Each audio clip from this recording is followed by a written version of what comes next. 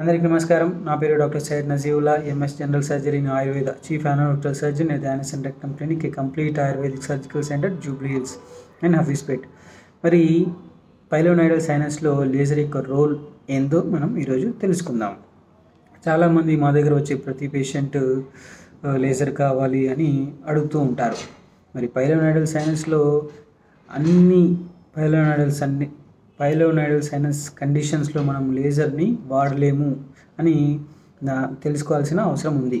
ఎందుకంటే ఎప్పుడైతే పైలోనైడల్ సైనస్ అంటే రెండు బటక్స్ మధ్య ఎప్పుడైతే ఇన్ఫెక్షన్ అయిపోయి అక్కడ ఒక చీమగడ్డలాగా ఏర్పడి అది పగిలిపోయి చిన్న చిన్న ట్రాక్స్ లాగా ఏర్పరుచుకుంటుందో దాన్ని మనం పైలోనైడల్ సైనస్ అంటూ ఉంటాము.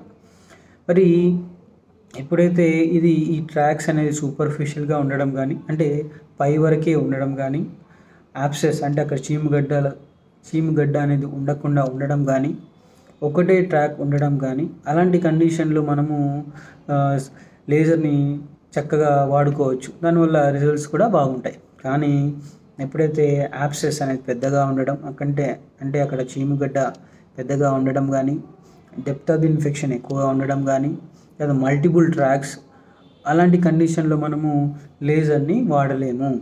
ఎందుకంటే మల్టిపుల్ ట్రాక్స్ని మనము ప్రతి ట్రాక్ని మనము లేజర్తో అబ్లేట్ చేయలేము. కాబట్టి మనకు రికరెంట్ ఛాన్సెస్ అనేది ఎక్కువగా ఉంటాయి. ఎందుకంటే ఏ చిన్న ట్రాక్ మిస్ అయిపోయినా అది రికరెన్స్కి అంటే మళ్ళీ వచ్చే దానికి కారణం అవుతుంది. తర్వాత ఇన్ఫెక్షన్ ఉన్న ఏరియాలో యాబ్సెస్ ఉన్న కండిషన్లో మనము లేజర్ని వాడలేము. కాబట్టి ఈ విషయాన్ని అందరూ తెలుసుకోవాల్సిన అవసరం ఉంది. And thank you so much.